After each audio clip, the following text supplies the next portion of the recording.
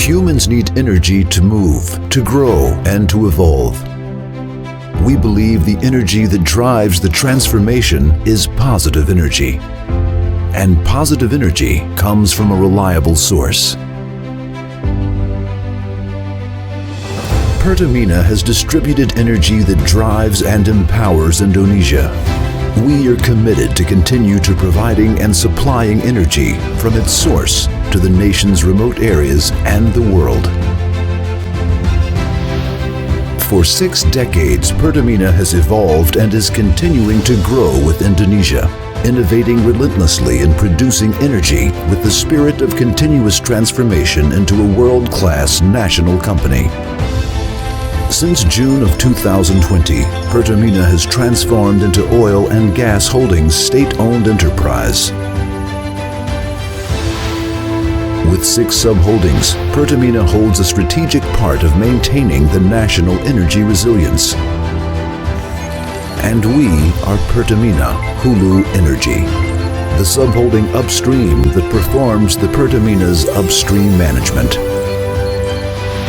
In the sub-holding upstream, not only do we produce oil and gas energy, we also continue to innovate, to discover new oil and gas reserves, to explore new fields, exploits, and produce oil and gas from all of our working areas. Not only expanding from the northern part of Sumatra to Papua, but also internationally. Divided into 5 regions and 2 service companies, we maintain the energy source to keep streaming to attain the national energy resilience.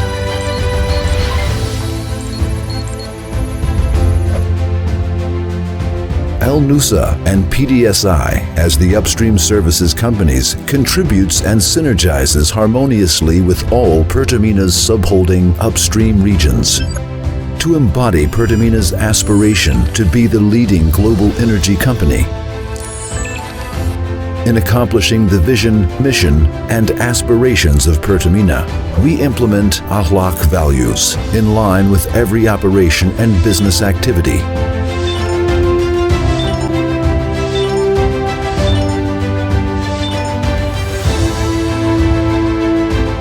We believe the culture of Akhlaq values shape our employees to excel, to be professionals, reliable, and experts in their fields that support a continuous business growth. In the subholding upstream, we believe that creativity and innovation are keys to keep growing, to initiate solutions and added value for the company through synergy to achieve common goals and the operational excellence. We believe by working safely, creating a healthy, safe, and friendly working environment are the main keys, because we care for the health, the work safety, and security of every employee as our main priority and commitment. We uphold this commitment without tolerance. 0 work accidents in our entire operation activity is a must. In subholding upstream, we believe that a strong HSSE performance and culture will accelerate continuous business growth and benefit for all employees and stakeholders, as well as to live harmoniously and balanced with the environment surrounding our operational area. We are always committed to protect the environment's sustainability by managing the utilization of energy and other resources to minimize the environmental impact, as well as to preserve the ecosystem and biodiversity in every business and operation activity. In subholding upstream, supporting business sustainability, we provide the best contribution to the community through the implementation of corporate social responsibility programs, empowering communities to live healthy, intelligent, and independent lives, as well as preserving sustainable green environments to create prosperous communities with our CSR and environmental development programs. Our programs support the Sustainable Development Goals in a form of environmental, social, and governance, or ESG-based program implementation.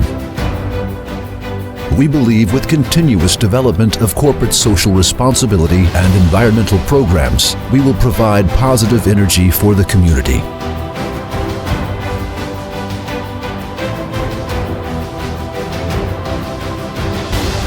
The positive energy that drives Indonesia towards a better future comes from the best source.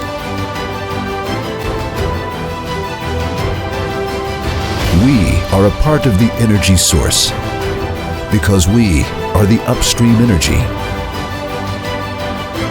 We are subholding upstream. Pertamina Hulu Energy.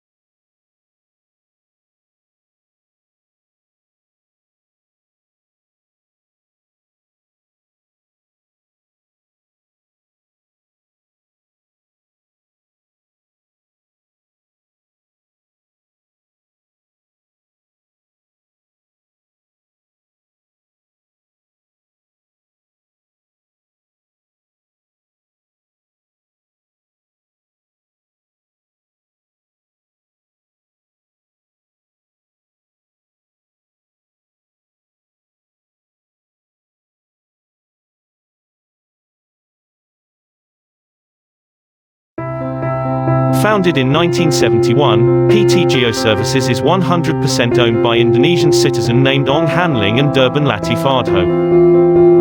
They both graduated from the Bandung Institute of Technology, and both got their advanced degrees from the Colorado School of Mines. PT Geoservices is fully integrated exploration services company, original based on Bandung. The company now has branch office in Jakarta and Singapore as well as other key locations. Employing more than 1,200 employees, the company is offering in geological mapping, geophysical surveys, geochemical survey, topographic survey, drilling downhole measurements, laboratories analysis and cargo superintending for quantity and quality. PT Geoservices has a solid base of expertise covering on oil, gas, coal, mineral, coal bed methane, environmental, and geothermal industries. Today the company is a one-stop organization that can fulfill all exploration and analysis requirements for each of the industrial sectors, and have experienced for almost 50 years. Our philosophy is excellent services with high professional integrity. PT Geoservices has gained a high reputation among major mining companies in Indonesia, as well as overseas companies from various divisions. The company division are Exploration Division, Drilling Division, Geothermal Division, Training Division, Geological and Laboratory Services Division, Coal Laboratory and Superintending Division, Metallurgical Testing Analysis Division, Environmental Laboratory Division, Software and Equipment Services Division, Seismic Archiving and Pre-Processing Division, Geoservices General Services Division, Inspection Service and Cargo Superintending Division. The combination of experienced personnel, modern instrumentation, extensive staff training, and strict quality control procedures has gained PT Geoservices worldwide acceptance. Dedication to maintaining these high standards in Indonesia ensures that PT Geoservices will enjoy international recognition for many years to come. In 2020, PT Geoservices has won the award from the Indonesian Association Geologist, IAGI, on the Exploration Awards, as the best exploration services company in mineral industry and coal industry. All this achievement is supported by coal and mineral laboratories of PT Geoservices, which spreading almost 50 locations in Indonesia.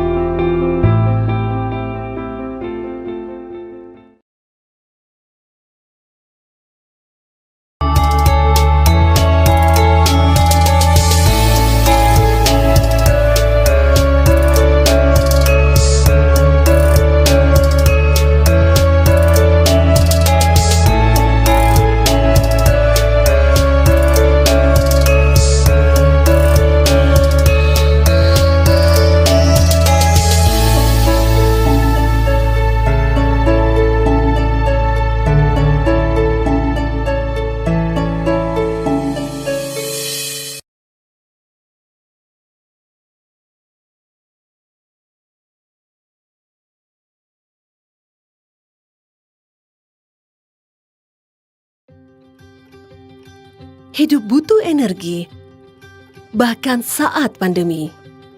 Energi hadir mendukung segala upaya kita untuk bangkit dan terus berkarya. ExxonMobil memproduksi energi. Kami mengantarkan energi, kami mengubah energi. Lebih dari 123 tahun, ExxonMobil hadir di Nusantara.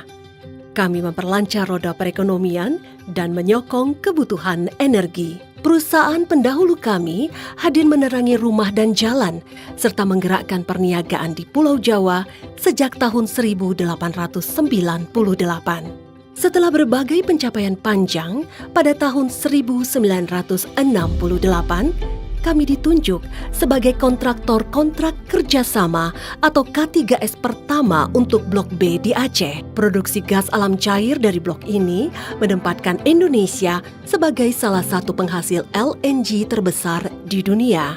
Pada tahun 2001, dengan menggunakan advance teknologi yang kami miliki, kami meneruskan pengembangan cadangan minyak di lapangan Banyu Urip dan ditunjuk sebagai operator blok cepu di bawah pelaksana pengelolaan K3S oleh SKK Migas. Saat ini, lapangan Banyu Urip menjadi produsen minyak terbesar di Indonesia. Inilah wujud keberlanjutan komitmen kami di industri hulu migas kepada pemenuhan kebutuhan energi nasional. Selain itu, ExxonMobil juga memperkuat dukungan pada pertumbuhan ekonomi Indonesia. Kami menyediakan berbagai produk pelumas, BBM, dan petrokimia berkualitas yang bermanfaat dalam kehidupan kita. We're proud of our long history and legacy in Indonesia. Our presence and investments demonstrate ExxonMobil's commitment to being Indonesia's partner of choice. Over this long period of time, we have built our lasting partnership with the people of Indonesia by meeting their energy needs. We support them in their daily lives by fueling and lubricating Indonesia's economic activities, even through the recent very challenging times. Our investments go beyond the dollar value itself. They enable knowledge and technology transfer, value chain and workforce development, as well as community outreach. Essentially, our investments multiplier effects. Our business is managed by more than 2,000 world-class individuals, and 99% of those are Indonesians who have been trained and developed globally. These are some of the most talented people in the industry. Pada sektor hulu, ExxonMobil bekerja sama dengan Pertamina EP Cepu dan Badan Usaha Milik Daerah dalam mengembangkan blok Cepu. Lapangan minyak Banyu Urip dan Kedung Kris merupakan proyek pengembangan di bawah kontrak kerjasama blok Cepu. Proyek Banyu Urip dibangun oleh 5 konsorsium yang dipimpin perusahaan-perusahaan Indonesia. Lebih dari 17.000 pekerja Indonesia membangun proyek ini. Peluang ini memungkinkan mereka mendapat pengalaman dan pengetahuan berharga yang bermanfaat untuk proyek serupa di masa depan. Kami terus bekerja keras demi operasi produksi yang aman, andal, dan efisien. Kami juga bangga dengan kegigihan para pekerja kami, terutama selama masa pandemi ini. Saat ini, kami memproduksi lebih dari 200.000 barel minyak per hari. Produksi minyak kumulatif blok Cepu sudah melebihi target POD awal. Bahkan menurut hasil kajian kami, cadangan Banyu Urip menjadi lebih dari 2 kali lipat dari POD awal. Lapangan yang produktif ini telah menghasilkan minyak mentah jauh melebihi harapan awal kita. Bahkan dengan durasi produksi puncak yang lebih lama, ini tentu bermanfaat bagi kita semua. Minyak mentah Banyu Urip dan Kedung Kris ini lalu dialirkan dan ditampung di FSO Gagak Rimang di lepas pantai Tuban, untuk kemudian diangkut ke berbagai kilang guna membantu memenuhi kebutuhan energi Indonesia. Kami bersama SKK Migas dan para mitra terus menjajaki potensi peluang yang lainnya. Kami berterima kasih kepada SKK Migas, Pertamina EP Cepu, Badan Usaha Milik Daerah PI Blok Cepu, dan juga kepada pemerintah daerah serta masyarakat atas kemitraan dan dukungan yang baik untuk produksi operasi Blok Cepu.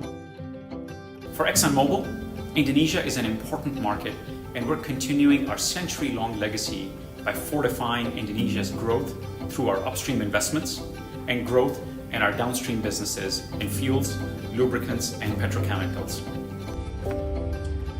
ExxonMobil Lubricants Indonesia menghadirkan jajaran produk pelumas berkualitas tinggi, mobil dan federal oil, adalah merek kami yang melayani konsumen retail, komersial, maupun industri.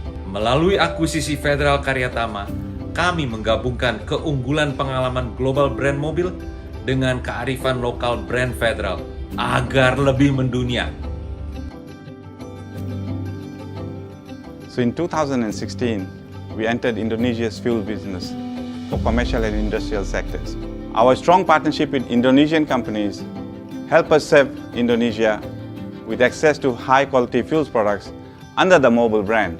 We are committed to our long-term investment and to grow together with our national and local partners.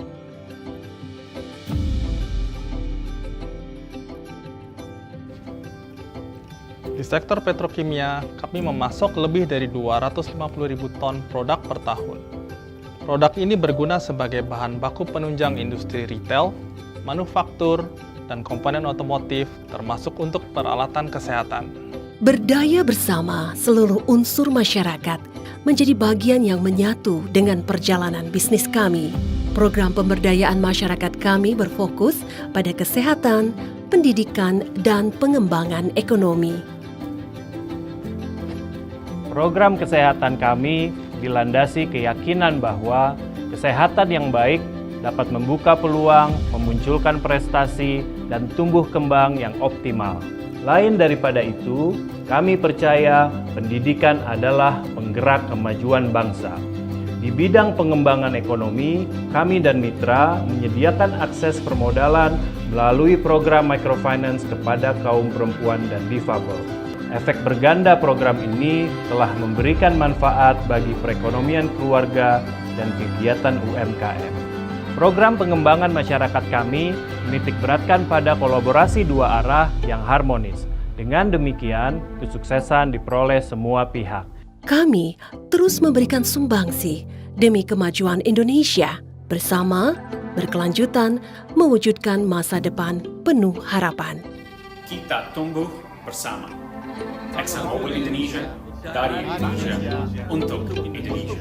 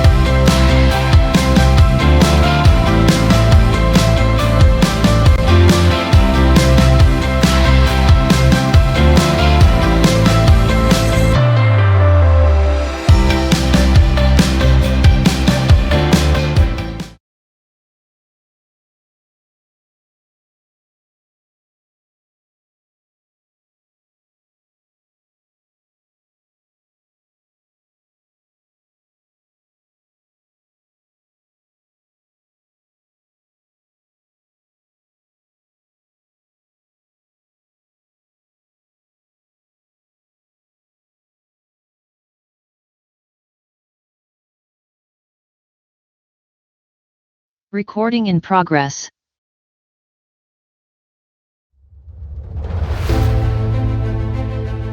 Humans need energy to move, to grow, and to evolve. We believe the energy that drives the transformation is positive energy. And positive energy comes from a reliable source. Pertamina has distributed energy that drives and empowers Indonesia. We are committed to continue to providing and supplying energy from its source to the nation's remote areas and the world. For 6 decades, Pertamina has evolved and is continuing to grow with Indonesia, innovating relentlessly and producing energy with the spirit of continuous transformation into a world-class national company. Since June of 2020, Pertamina has transformed into Oil and Gas Holdings state-owned enterprise. With 6 sub-holdings, Pertamina holds a strategic part of maintaining the national energy resilience. And we are Pertamina Hulu Energy, the sub-holding upstream that performs the Pertamina's upstream management. In the sub-holding upstream, not only do we produce oil and gas energy, we also continue to innovate, to discover new oil and gas reserves, to explore new fields, exploits, and produce oil and gas from all of our working areas. Not only expanding from the northern part of Sumatra to Papua, but also internationally. Divided into 5 regions and 2 service companies, we maintain the energy source to keep streaming to attain the national energy resilience.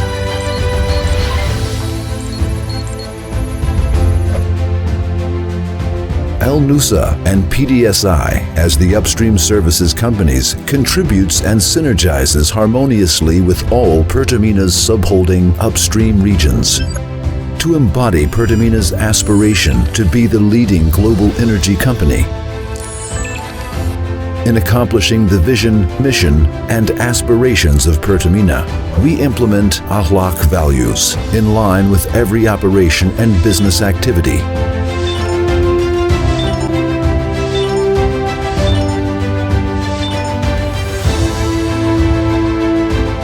We believe the culture of Akhlaq values shape our employees to excel, to be professionals, reliable, and experts in their fields that support a continuous business growth. In the subholding upstream, we believe that creativity and innovation are keys to keep growing, to initiate solutions and added value for the company through synergy to achieve common goals and the operational excellence. We believe by working safely, creating a healthy, safe, and friendly working environment are the main keys, because we care for the health, the work safety, and security of every employee as our main priority and commitment.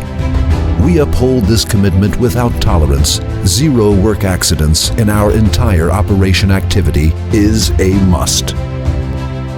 In subholding upstream, we believe that a strong HSSE performance and culture will accelerate continuous business growth and benefit for all employees and stakeholders, as well as to live harmoniously and balanced with the environment surrounding our operational area.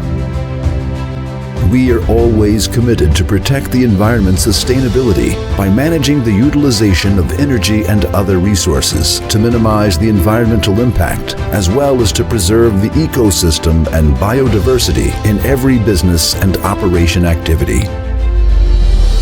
In subholding upstream, supporting business sustainability, we provide the best contribution to the community through the implementation of corporate social responsibility programs, empowering communities to live healthy, intelligent, and independent lives, as well as preserving sustainable green environments to create prosperous communities with our CSR and environmental development programs. Our programs support the Sustainable Development Goals in a form of environmental, social, and governance, or ESG-based program implementation. We believe with continuous development of corporate social responsibility and environmental programs, we will provide positive energy for the community.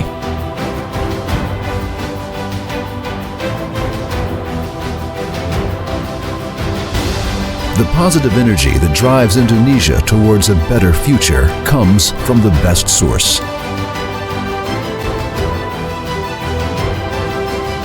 We are a part of the energy source, because we are the upstream energy. We are subholding upstream. Pertamina Hulu Energy.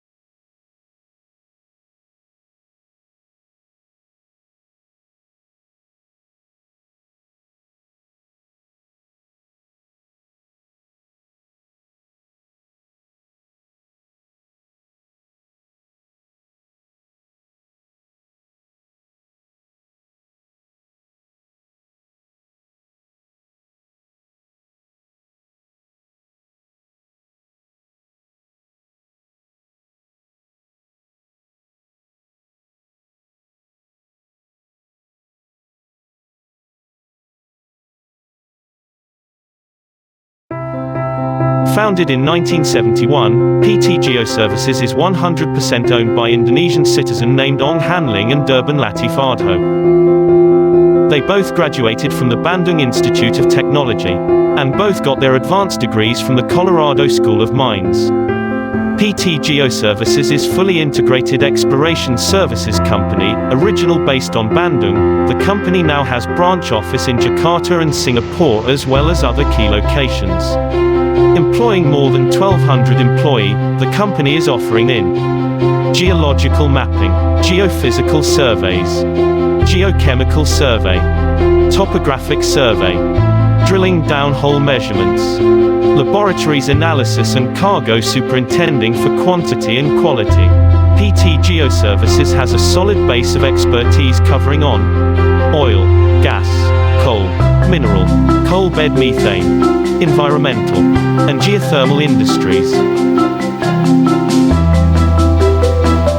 Today the company is a one-stop organization that can fulfill all exploration and analysis requirements for each of the industrial sectors, and have experienced for almost 50 years. Our philosophy is excellent services with high professional integrity. PT Geoservices has gained a high reputation among major mining companies in Indonesia, as well as overseas companies from various divisions. The company division are Exploration Division, Drilling Division, Geothermal Division, Training Division, Geological and Laboratory Services Division, Coal Laboratory and Superintending Division, Metallurgical Testing Analysis Division, Environmental Laboratory Division, Software and Equipment Services Division, Seismic Archiving and Pre-Processing Division, Geoservices General Services Division, Inspection Service and Cargo Superintending Division.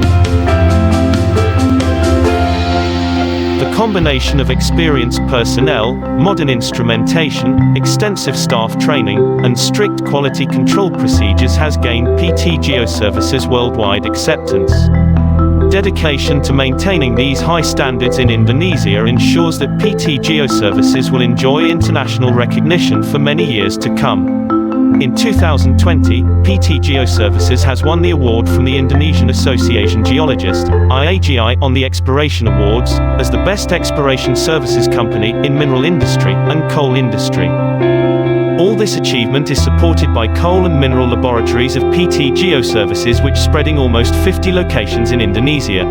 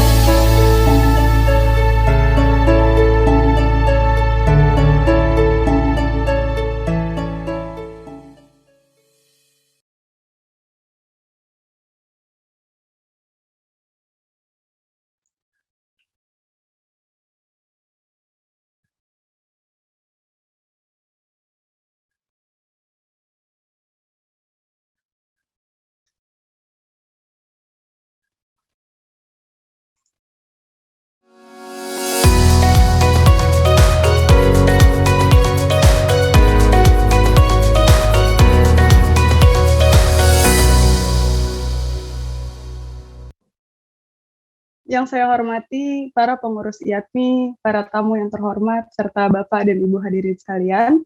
Assalamualaikum warahmatullahi wabarakatuh. Salam sejahtera bagi kita semua. Shalom. Om Swastiastu, Namo Buddhaya, dan salam kebajikan. Selamat siang dan selamat datang pada acara IATMI International Virtual Conference 2022. Perkenalkan, saya Prihita Eksi dari Pertamina Hulu Energi akan berlaku sebagai MC yang akan memandu acara spesial kita pada hari ini. Sebelum memulai acara, saya ingin mengucapkan selamat datang kepada Bapak Andi Wardana Bahtiar selaku Vice Chairman of IATMI periode 2019-2022. Saya juga ingin mengucapkan selamat datang kepada seluruh perwakilan pengurus IATMI dan Kokum IATMI.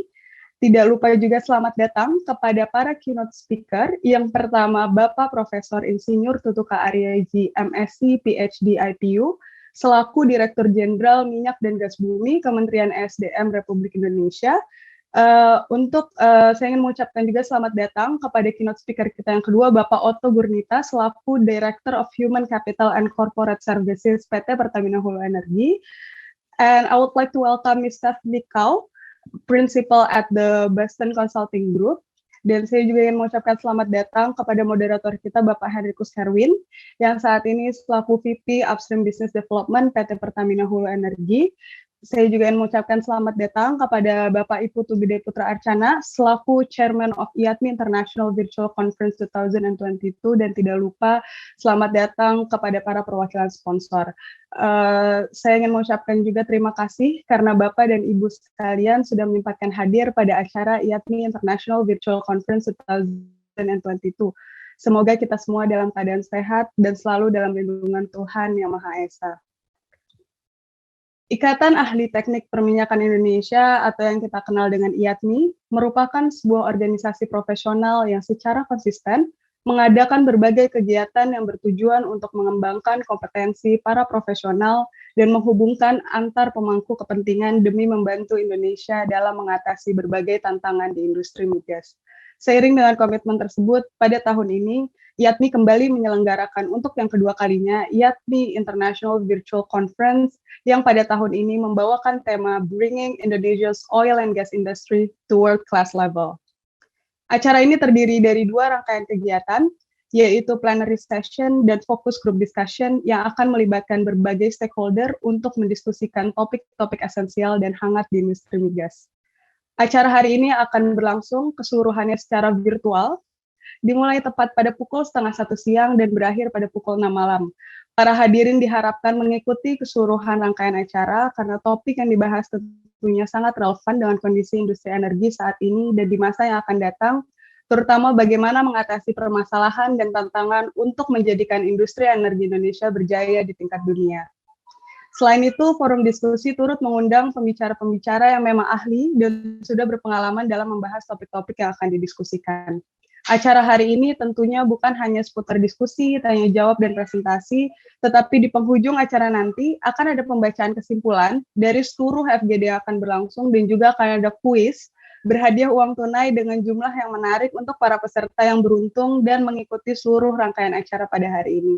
Jadi kami sangat mengharapkan kita semua bisa selalu bersama mengikuti rangkaian acara mulai dari plenary session, FGD, hingga acara penutupan nanti sore. Acara IATMI International Virtual Conference 2022 tentunya tidak dapat terlaksana tanpa dukungan dari para sponsor. Pada tahun ini, IATMI International Virtual Conference didukung oleh PT Pertamina Hulu Energi, ExxonMobil Cepu Limited, PT Medco Energi, dan juga PT Geoservices. Terima kasih tentunya kami ingin sampaikan kepada para sponsor yang telah berperan besar dalam mendukung pelaksanaan kedua dari IATMI International Virtual Conference. Sebelum memulai acara pada hari ini, mari kita semua menyanyikan lagu kebangsaan negara kita, Indonesia Raya.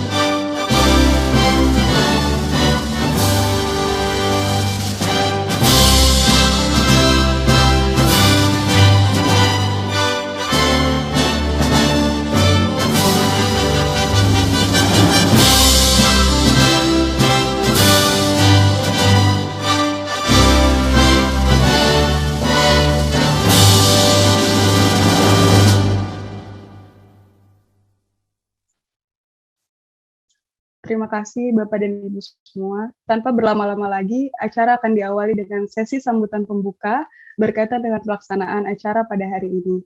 Disampaikan langsung oleh The Chairman of IATMI International Virtual Conference 2022, yaitu Bapak Iputu Gede Putra Arcana, yang saat ini merupakan Geomechanics Engineer di Schlumberger.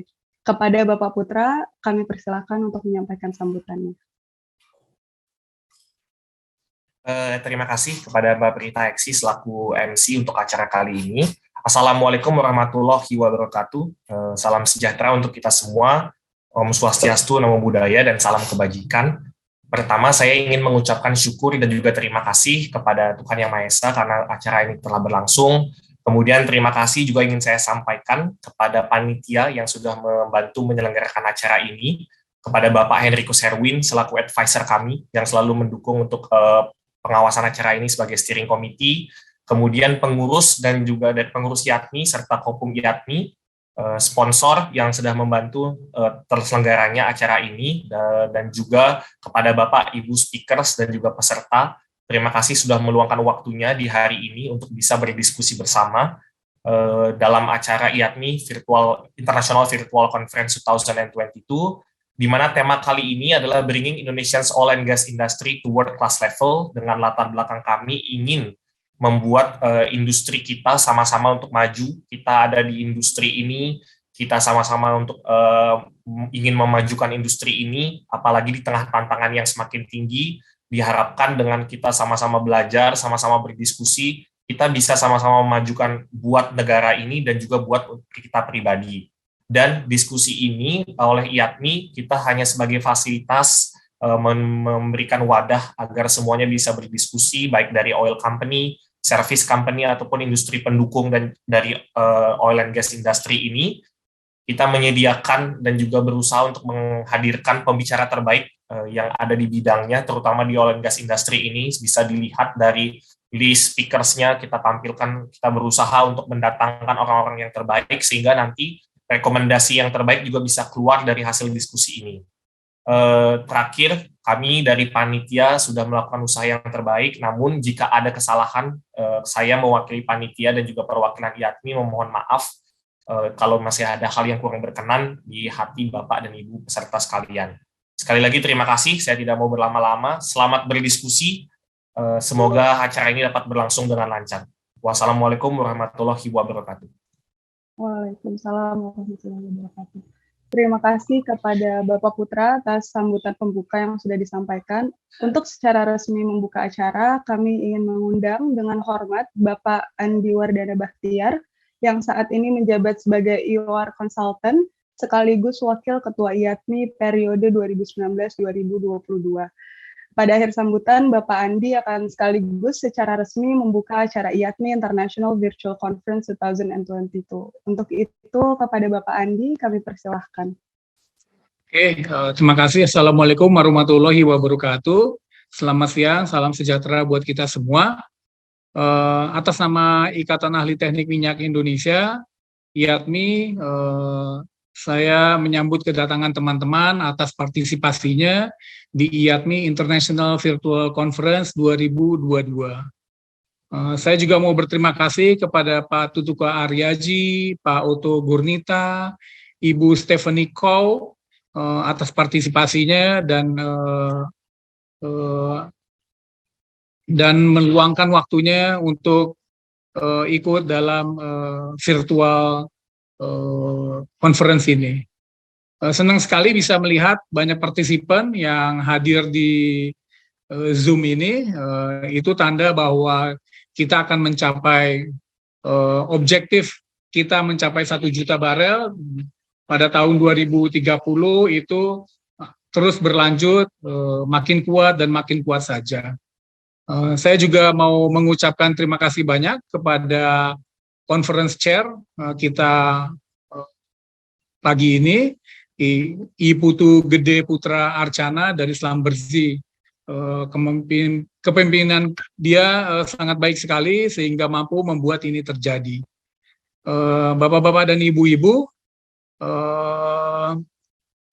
International Virtual Conference 2022 ini sangat penting buat kita akan mendiskusikan bagaimana caranya Indonesia, aktivitas di Indonesia terkait oil and gas industry itu bisa mencapai world class level ya.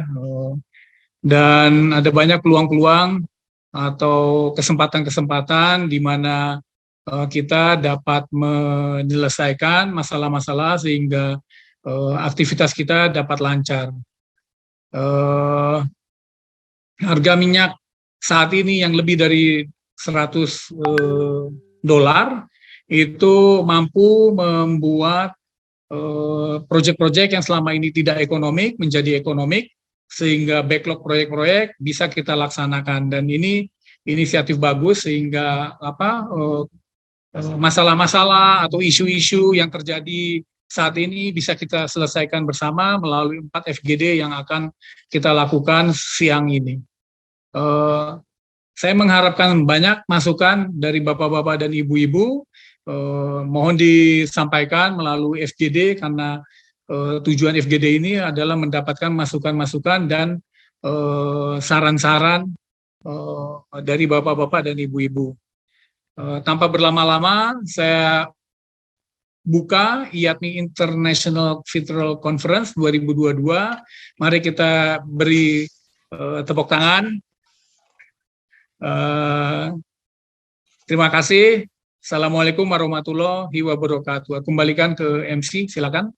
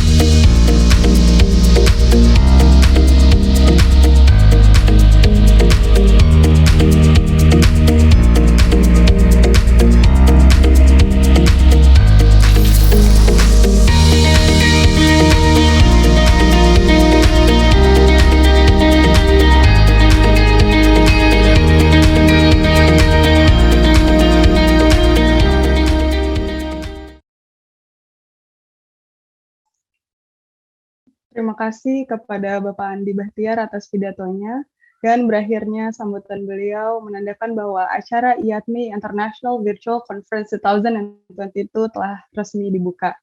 Dan selanjutnya kita akan langsung menuju agenda kita yang pertama, yaitu Plenary Session. Rangkaian acara pada hari ini akan diawali dengan Plenary Session yang membawakan tema Bringing Indonesia's Oil and Gas Industry to World Class Level. Dalam mengikuti acara webinar Plenary Session, para peserta diharapkan mengikuti beberapa aturan sebagai berikut. Yang pertama, peserta menonaktifkan mikrofon selama acara berlangsung. Yang kedua, peserta dilarang untuk merekam keberlangsungan acara demi menghargai hak cipta dari penyelenggara acara dan juga para pembicara. Dan yang terakhir,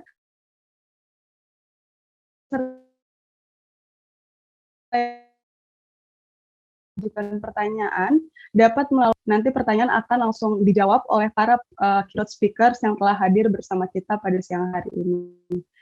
Sebelum acara saya serahkan kepada moderator untuk bersama dengan para pembicara membahas topik yang tentunya sangat menarik, saya ingin memperkenalkan terlebih dahulu moderator kita pada siang hari ini.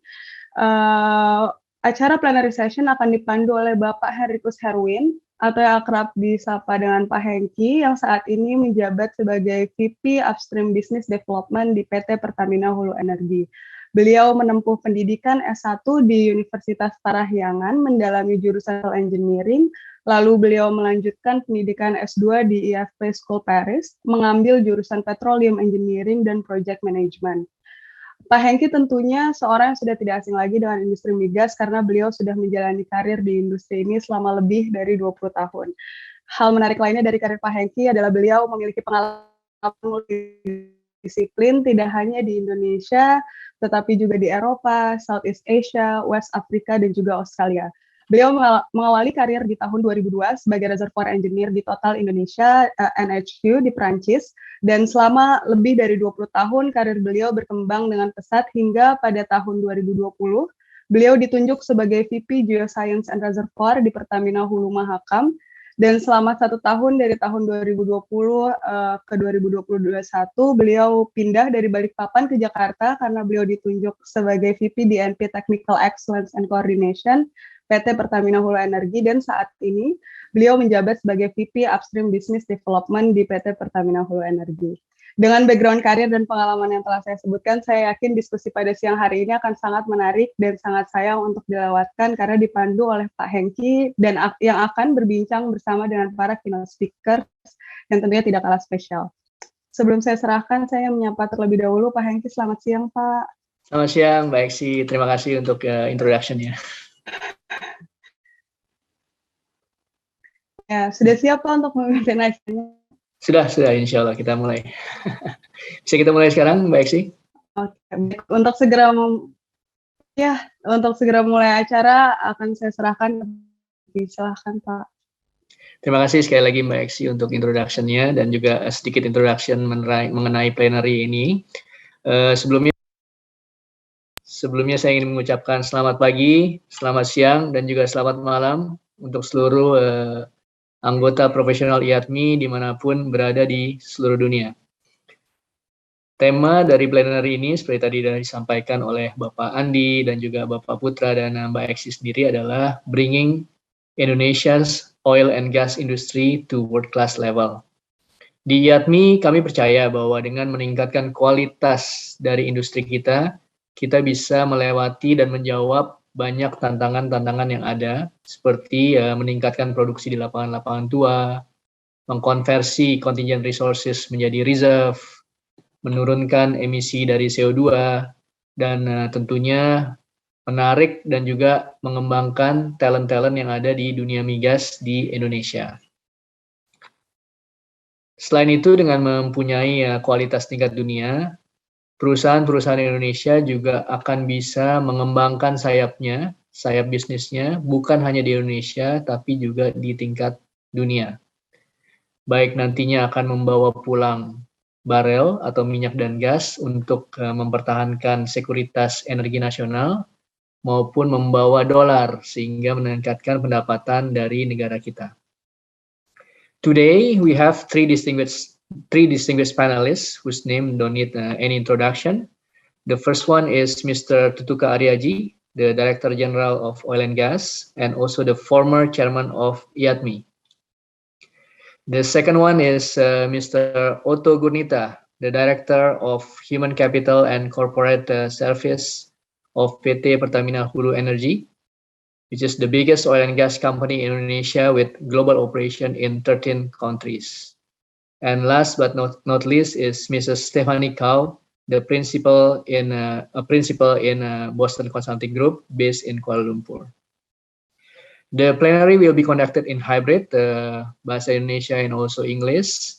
Each presenter will have 15 minutes to develop their cases.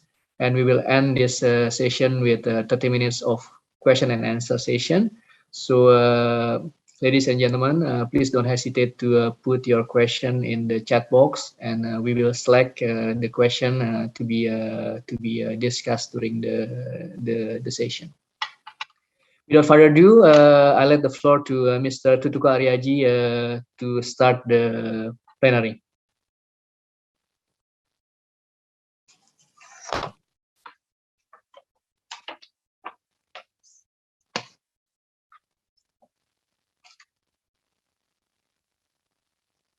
Pak Tutuka, you are still in mute, I believe.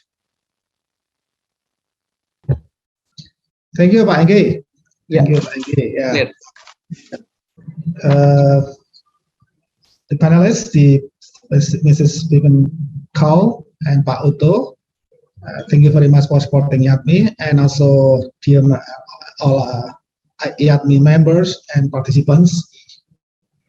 Today I would like to give just a bit of our latest progress in the Indonesian oil and gas industry, and hopefully it will be helpful and beneficial for you.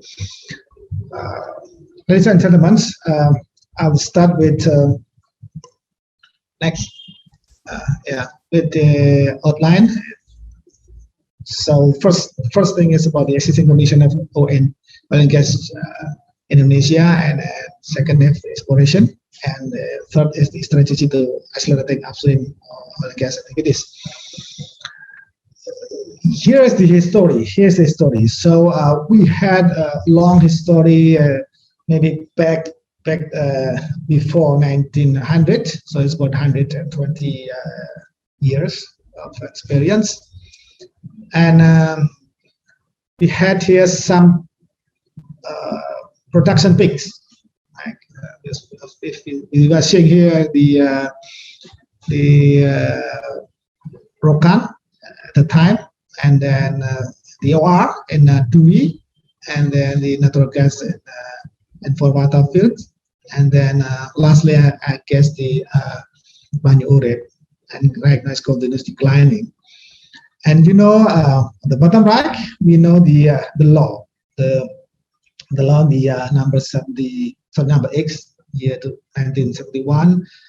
At the time, the government implemented assume and discharge. That is the no indirect taxes such as VAT, and then some incentives. And then in year 2010, there was a government regulation number 79. So the assume and discharge was not implemented.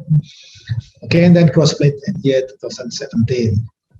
Next, and what we have right now is continuous declining of oil production, but continuous increasing the demand. That's somewhat a bit scary nowadays because the oil price is still above 100 and 400 US dollar per barrel. That's about 120. So we and also lack of large oil and discovery exploration, and also in addition to that, we know how fast that there is COVID pandemic, and that causes hurdles and investments to Indonesia. So we have a lot of challenges, but we continue to be in positive thinking. So the demand is close. That's much 1.5 million barrels per day, but the production nowadays is about 620,000 barrels per day. Next. And this is the current situation. We plotted the production data, and what we are seeing here, the real production fields, oil production fields until nowadays, year 2022, is following the what we so-called existing baseline scenario. So they're following that curve, and the gas is a bit better. It's it's kind of moving from the base case scenarios. So that's a little bit better in gas. But in oil, we have to be really put into considerations with big efforts. Business as not usual. Okay, next. And yet,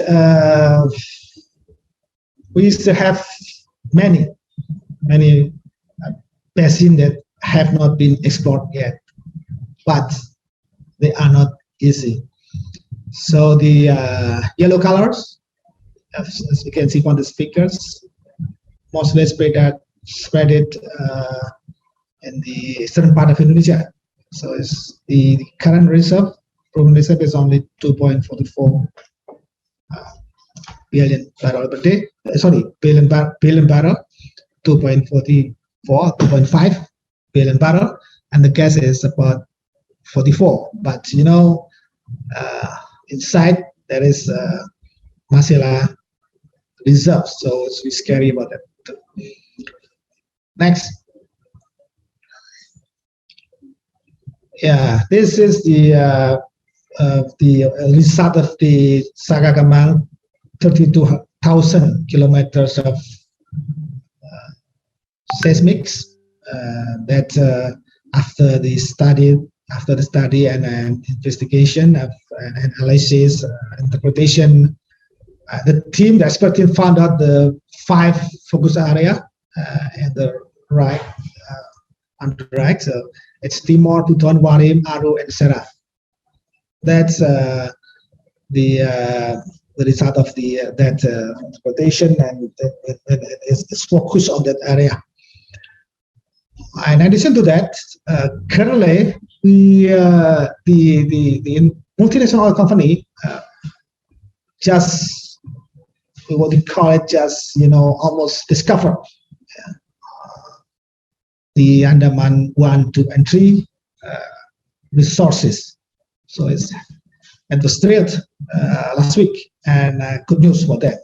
Very big, and I think the companies will announce not far away from now. And also the Akung 1 and Akung 2. It's just northern part of Bali and Lombok. Another big, it's not if it's not giant, but it's not small. It's quite big potential resources. Wanted to be big, just as big, and hopefully will be continued by seismic and NATO drilling and for several years from now. So Indonesia is attractive for the investors, and I don't know. Next. And we know that Indonesia has a commitment to reduce the gas emissions, and we prepare firstly to identify the storage of CO2, and this is the numbers. So the depleted reservoirs CO2 capacity, storage capacity is about 2 gigatons, and that red color, that's the depleted reservoirs. Or the red one, the gas reservoir, and the blue is depleted oil reservoirs. So we have quite huge storage capacity. And in the saline aquifer, the storage potential is much higher, 5 times of that. So this is our potential according to Levigas studies in year 2009 and 2015. So we have to study further these potentials, but this is good science. Next. So we're developing CCUS hub, so that we can use the nearby, for instance, the nearby fields to store the CO2, either CCS or CCUS purposes. So CCUS basically is the same as CO2 EOR, so very live figure. So and the hub is right now currently for the domestic needs until we are feel confidence and managing this CO2 CCS CCUS. Okay, and next we have some projects currently that hopefully will be implemented in the next coming years. And we do hope that all this project will be really good projects, even though we have some difficulties, some challenges and technically and economically, but we are working on that, and we do hope all parties, including the other companies and SKK Migas and others, institutional like broad institutions will support these projects. So we can say, for instance, like the Dango EGR, it's connected by BP and Forwata and Papua, and currently is in the making of FEED, and the plan will be on stream on the year 2026, and is designed to store about 25 million tons CO2 for 10 years. And then we know Kunde, and Kunde switched from CCS to CCUS, and then Sukowati is in the plan of Pertamina, I guess. Yeah. And then CCS akan banyak Repsol and some other companies. And then Marcella is also is planned to have CCUS, and is currently working with SKK Migas. And Central Sumatra, there is CCUS for ammonia, for clean fuel ammonia.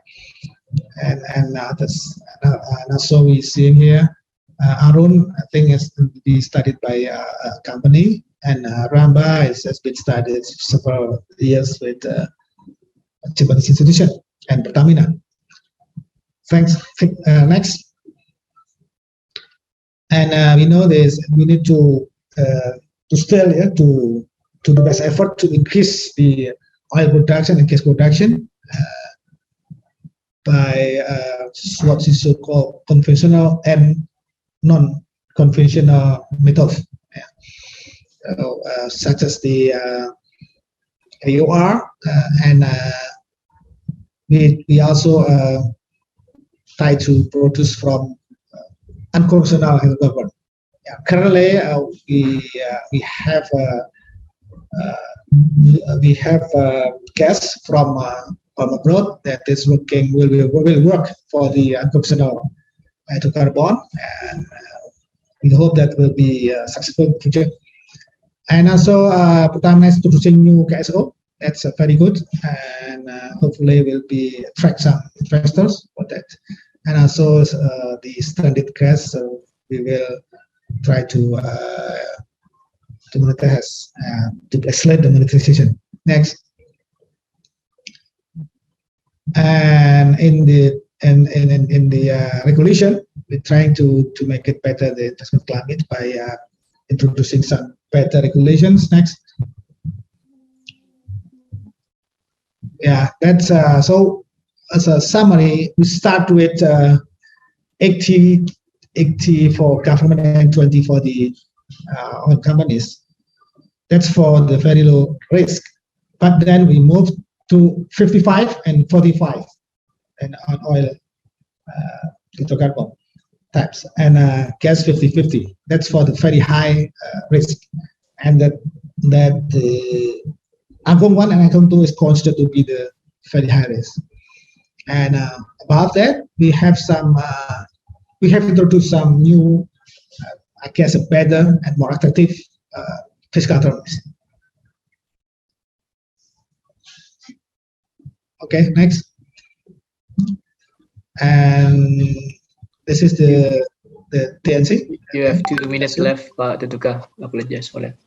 Okay, so I will just mention on the very bottom that the working area compensation is block basis to improve the economics, and also the 100% demo price in the middle.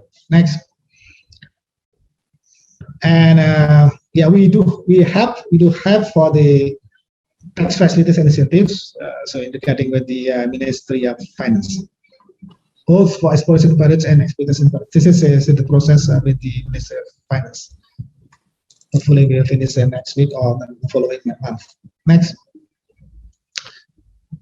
And the unconventional, we have the plan, as I told you, and hopefully in the year 2030 we can produce hydrocarbons from the unconventional resources. Right now we are working on it.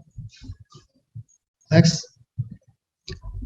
And to accelerate, we have some approach, some strategy to do that, both technically and economics, and also for the permits. Next. And last, we are working on the law of to substitute the law and oil gas, the year 2020, 2022, 2002, and sorry, the law of number 22. Okay, 22, and the perspective and aspect of fiscal and is doing business, and also the other sporting condition, and will be major changes we proposing to the parliament, and hopefully the parliament will accept it, and as well as the institutional matters. Yeah, so regarding the position, the form of SK Chemicals that currently is, we call it special task force, and what is the next. So we concern about the more established, more firm, more long-term institution SK Chemicals, current SK Chemicals condition. So this is the all of my presentation. Hopefully I help you some, give you some inspiration. Thank you very much, Pak. Thank you. Thank you very much, Pak Tutuka, for the insightful presentation. And all participants, I would like to remind you again that if you have a question, please don't hesitate to write it in the chat group. And now I will give the floor to Pak Otto Gurnita. Pak Otto, please, the screen is yours. Thank you. Thank you, Pak Hengki. Clear, Pak, suara saya? Apakah bisa didengar? Very clear, Pak. Very clear. And the slide is also well projected. Oke, oke. Bismillahirrahmanirrahim. Assalamualaikum warahmatullahi wabarakatuh. Salam sejahtera buat kita semua. Thank you. I mean, good afternoon. Like Pak Hengki said, there's some part probably it's night or morning. So I think good afternoon, ladies and gentlemen. Thank you for your coming and also your attention. And on this opportunity also, I would like to thank to the IATMI committee giving us an opportunity to mention in a brief what we have done in subholding upstream of Pertamina towards the world-class energy company. As you may know, back in April 2021, Pertamina has transformed its organization, become holding and subholding. Pertamina as holding, while its subsidiary become subholdings. One of the subholdings is subholding upstream that focusing in managing the business of oil and gas in upstream under Pertamina.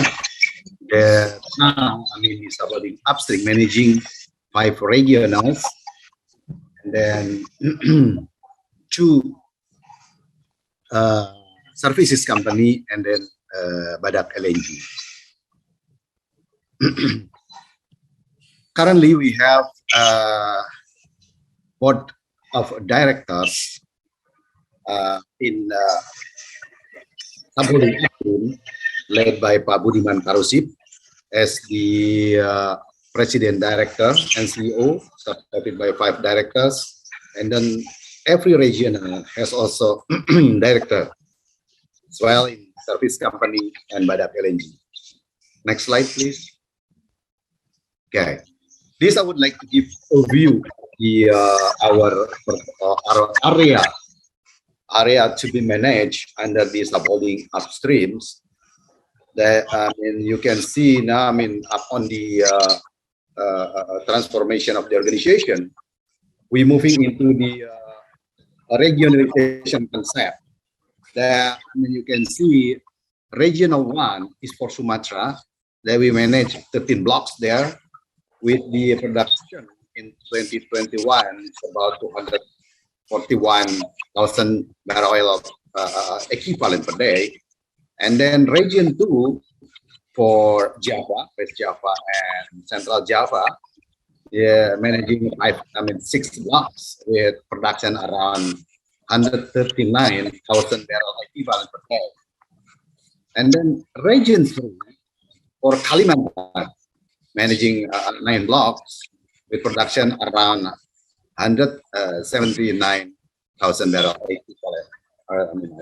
equivalent per day. And then region 4 is for East Java and Eastern Indonesia, managing 10 blocks with production around 185,000 barrel equivalent per day. And then the region 5 focused in international area. There we have area in 13 countries, managing 26 blocks with production around 150,000 barrel equivalent per day. That in overall, subholding upstream managing around 900,000 barrel equivalent per day. Next slide, please. Okay, this is just a quick picture. Our area is international in 13 countries. So this is quite crossing, in the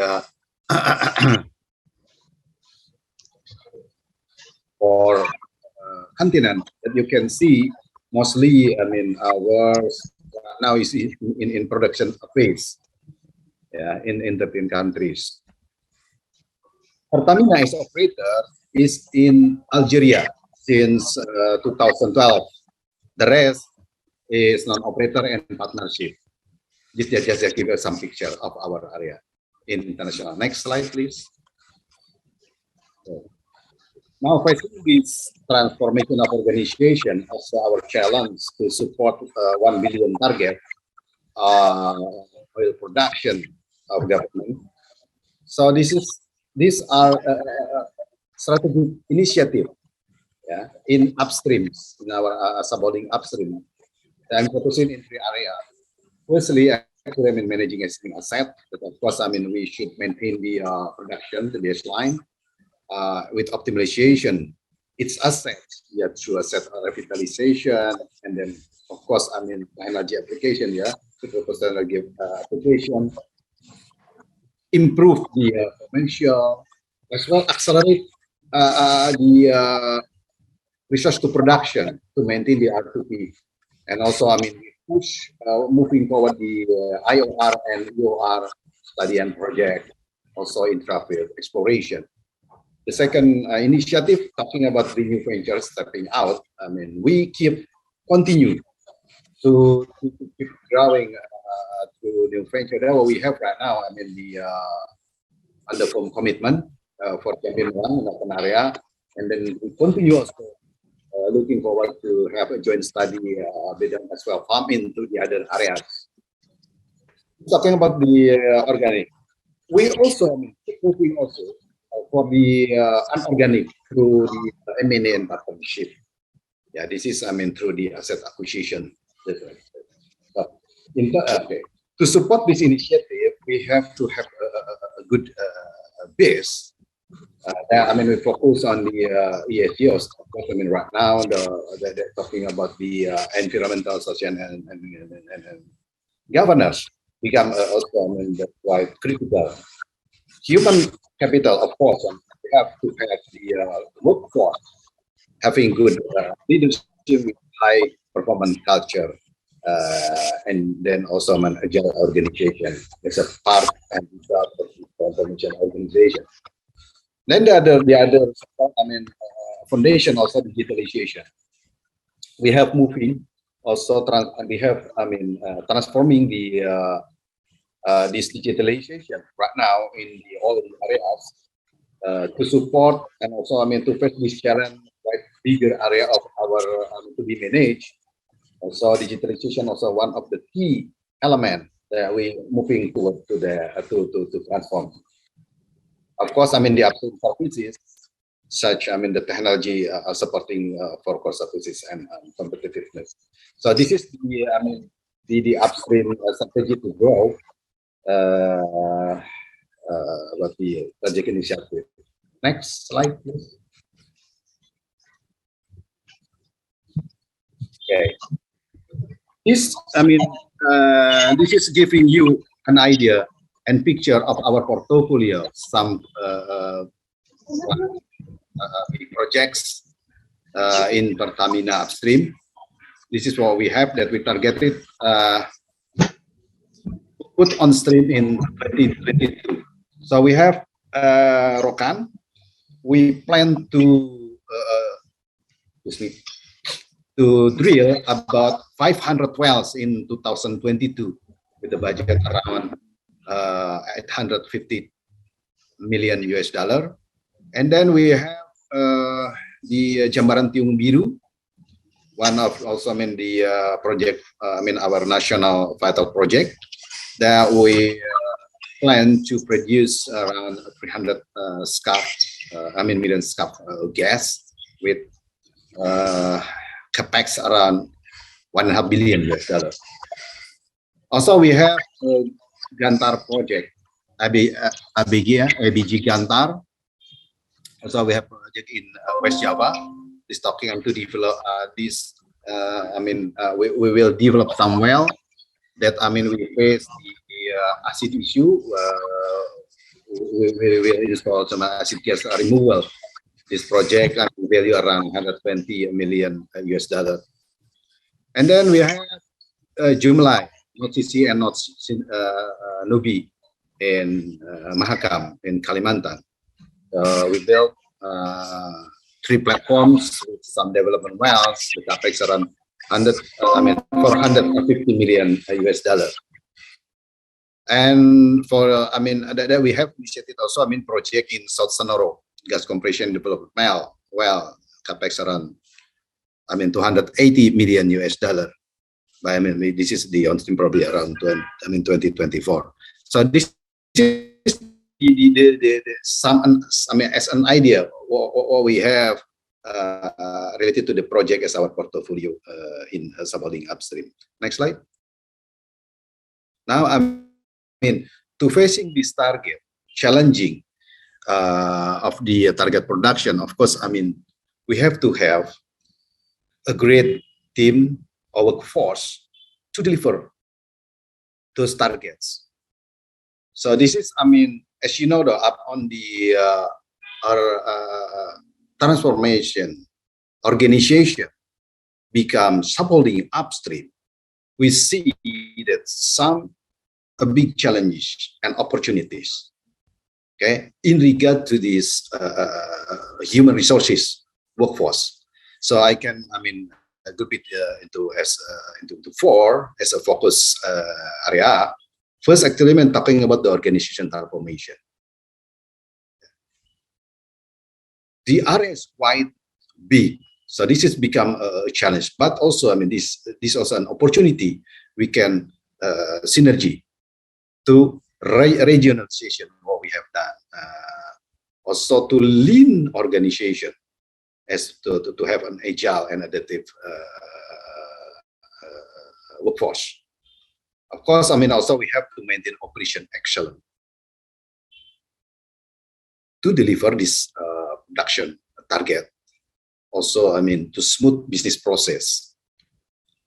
Another challenge actually with variation of this asset, also the major fields, also the old production facilities become a challenge in terms of the maintenance, safety, and operational aspect. About the heritage, I highlight this heritage also as a challenge and also opportunity. The subholding upstream is really, in terms of the workforce built by various heritage. Yeah, for example, we have workforce, let's say, from Total Indonesia in Mahakam, we have Chevron in, from Rokan, we have BP in West Java, we have Sinok in Oses. So it's quite, and then we have ICO in Kalimantan. So it's quite, multiple heritage as an opportunity, for us to get a greater talent. Also, by various also, heritage also, they have their own various policy entities, internal equity. So this is really, challenging for us to cross culture and to born the new culture, that great culture and the best culture towards this good class company. Related to this heritage also, the challenge, how we blended these talents and also enlarge the value opportunities. So now, also we move forward with this blending talent improvement through integrated development program right now. So we open the opportunity for every talent to cross boundaries, to cross regionally, to get an opportunity for them to expand and develop their own competency. Of course, through this integrated human capital management. Also, reminder that. Okay, thank you. And then related to this also, it's about the enlarged value opportunities. Of course, with this, we would like also, to enlarge the corporate policy by having learning, also value from these heritages through collaboration, synergy, integration, and also, building the business partnership. Next slide. This is the strategy of the human capital that, our vision, we would like PAG as the primary choice for workforce oil and gas in Indonesia, to work through this human capital management system. This is just figure. Right now, we have around 14,000 employees. That about 87% is male, and then you can see 50% is millennial. And then this is strategy, from 2021, which is in April, of course, 21 is a phase of transition. We're moving this year to enhance phase. The next year, we would like to global phase, meaning, within the organization of this, because, we have also, international assets. To deliver this, we focus on the three areas. We manage value and energy. Of course, it's talking about the leadership, competencies, performance metrics, because we have a great workforce. We have this is an example of our program that we have catalyzer. We prepare the future leader, and then also we have chatter about the coaching and mentoring, and then to the people analytical and digital tools. Also, we utilizing the technology into the human capital system. So we have online onboarding system. We have people marking the capacity, the competency by this digitalized. So when we have to choose or to select the successor, is quite easy and quick by having this data set transfer into this competency system. And also, talking about the third one is social enterprise network. This is talking about our organization that having revenue and profitability. We need to support to the environment and the stakeholders. We have the ESG as well. Also, we have also, touch to the society through Dynamit. This is an excellent program. We call it Dynamit, also PhD into me. Next slide, please. Okay, this is the last page. The last presentation. So from these challenges, opportunities, target. Of course, we haven't finished yet. There's still some, homework to be continued to reach that goal. That this is talking about the optimized existing asset and accelerate growth. Of course, we continue managing existing asset, progressing the projects, and pursuing also the exploration. As well, we also pursue the inorganic and partnership. Increase the capacity and credential to build world-class energy company. Of course, we executing the capital and technology intensive project, as a testament to Pertamina high level to technical competency, project management, within financial also. And then in terms of the human capital development also, we would like PSG as a primary choice for the oil and gas workforce. Of course, we continue to strengthen the competency toward the world-class human capital workforce. That's all, Pak Hengki. I will return back to you. Thank you, Pak.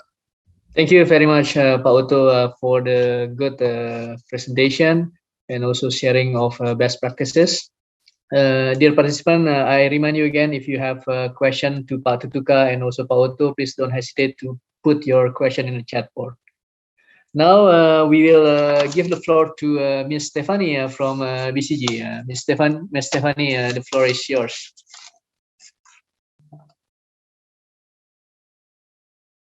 You are still in mute, Steph. Please. Yep. Hi, can you hear me? Yeah, now it's clear.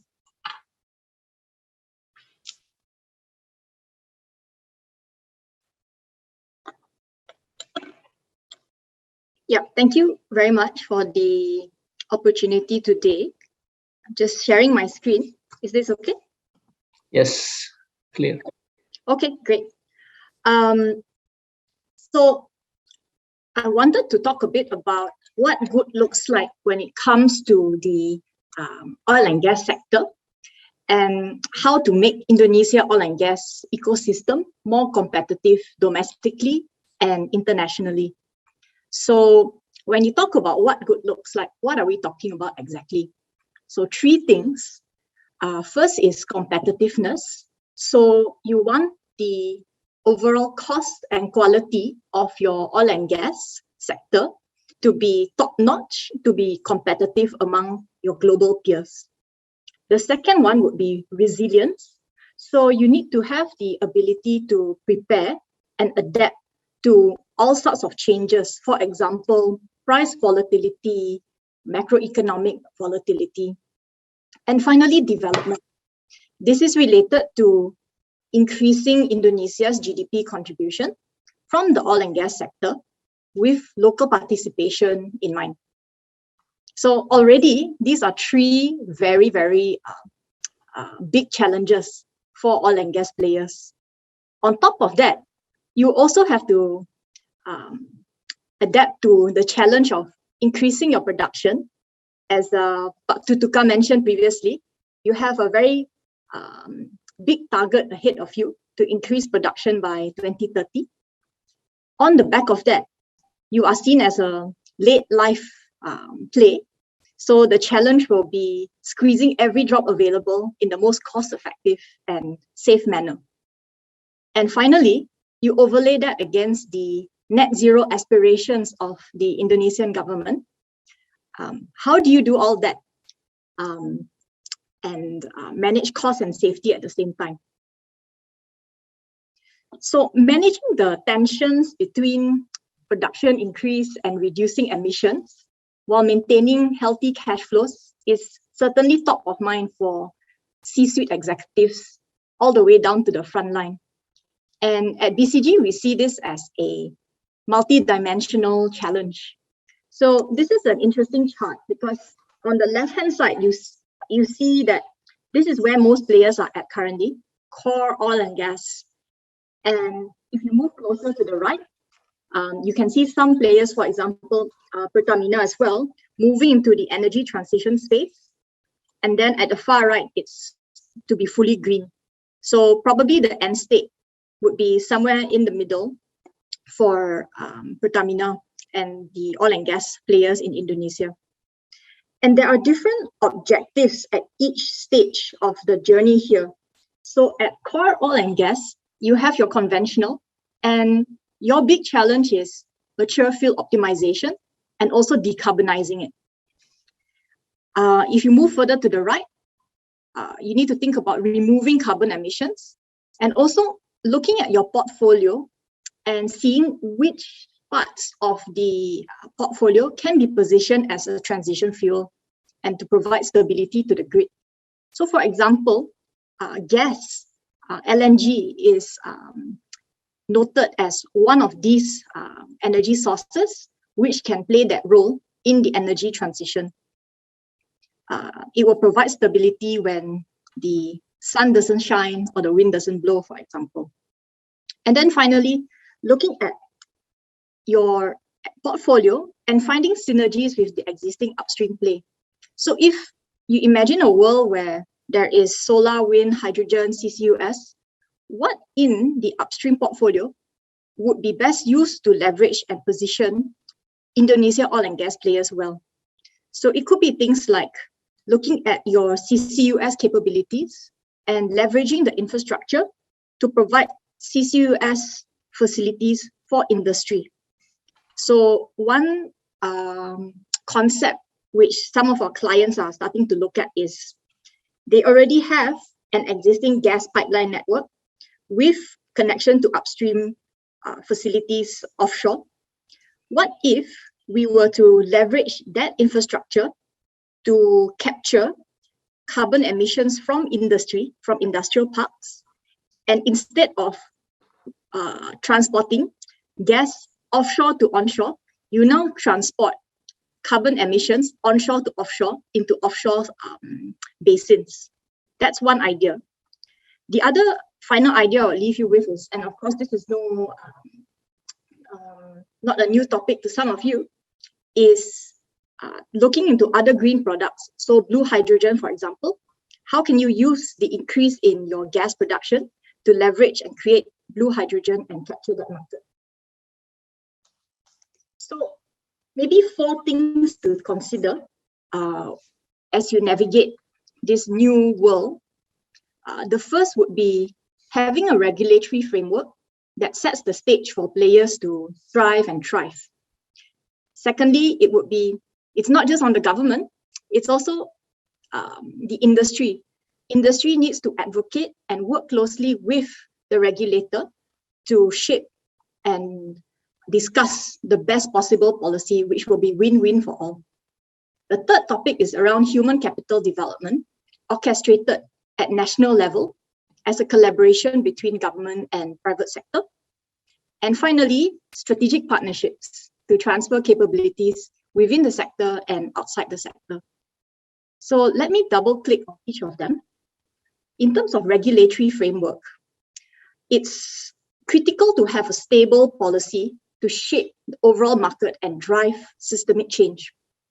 The sector-specific regulation needs to be able to allow speedy deployment of existing technologies, de-risk the investments that players will make in new technologies, and of course be consistent with carbon reduction objectives. This helps to create the context and incentives to nudge players in the right direction. There are several examples that we can speak about, but the one I wanted to highlight today is what the UK is doing with their North Sea Transition Authority. So they have launched a comprehensive set of policies and industrial partnerships across the whole value chain.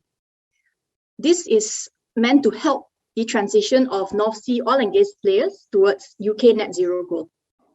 Among the core elements, they have the Oil and Gas Authority strategy, which requires net zero to be considered across the life cycle, from licensing stage, development, production, all the way to decommissioning. The other aspect which I would call out is the stewardship expectation for net zero. This is a key inclusion to ensure that net zero performance is also included in player benchmarking when we look at North Sea players. So this is one example of how a regulator can start to shape and provide the right context for change among oil and gas players. Another example is industry level advocacy. So the reality is that many companies, they play a waiting game and they rely on the current expectation of what policy change will be. But the problem is it's sometimes unclear how fast and how orderly the process will be managed. So the best practice would be to have a concerted and proactive advocacy and regulatory approach to shape the situation. Do things like collaborating to create collective competitive advantage, push and organize for collective action across the industry and outside the industry, drive cross-border opportunities, and probably the most important is to advocate early and advocate consistently. The best practice example here is the California Carbon Capture Coalition. I think this was set up sometime late last year. And essentially what it does, this CCCC, is they believe that CCUS is a key technology lever for climate action, but it's currently not being deployed at scale in the state of California because the state does not acknowledge it as a net zero priority. So key stakeholders in oil and gas, power, industry associations got together to advocate for policy and technology deployment. They did a couple of things. One, they forced commitment.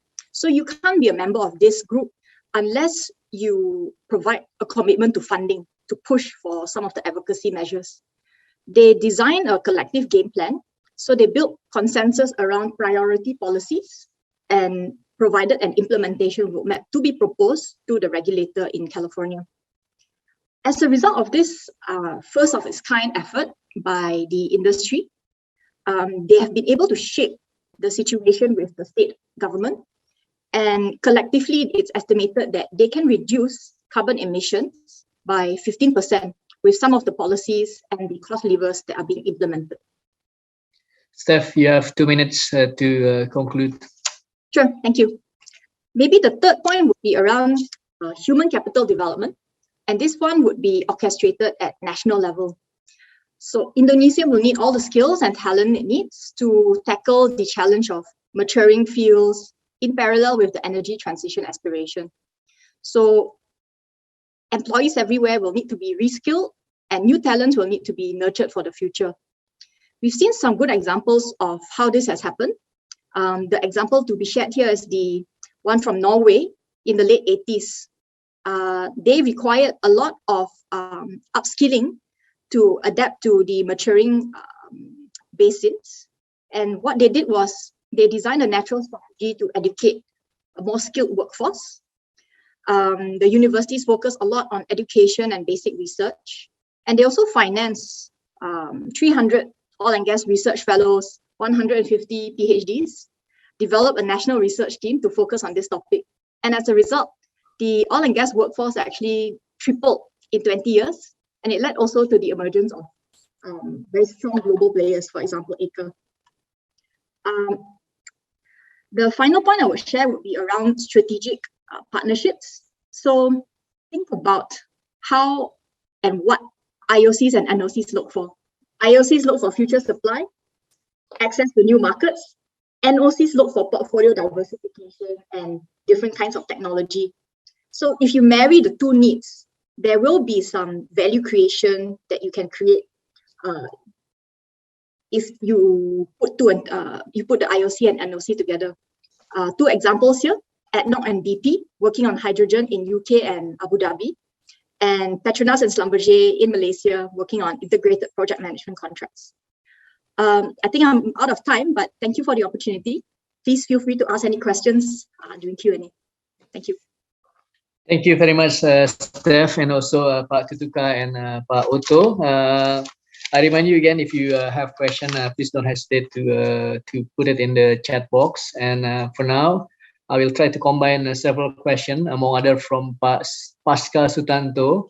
And the first question will go to Pak Tutuka, but Pak Otto and Steph, don't hesitate if you want to add your point of view. So, Pak Tutuka, carbon capture will increase the development costs of future project in Indonesia, which most of them already face serious economic challenges. How do you see this, and how government can help? And secondly, you mentioned in your presentation that government for a very high risk project or block can accept to have split 50-50. Do you think that the government can go even further, give up less to accept less than 50% split in order to accelerate more development and increase the oil and gas production in Indonesia? Pak Tutuka, please. Okay, can I answer in Indonesia because the question from Indonesian? Ya, please Pak Tutuka. Okay, Pak Sutanto ya. Jadi memang harga CCUS itu masih tinggi, sekitar 50-an ya dolar per ton. Jadi yang pertama harus dilakukan memang dimasukkan dalam planning dulu, itu POD misalkan gitu ya, sehingga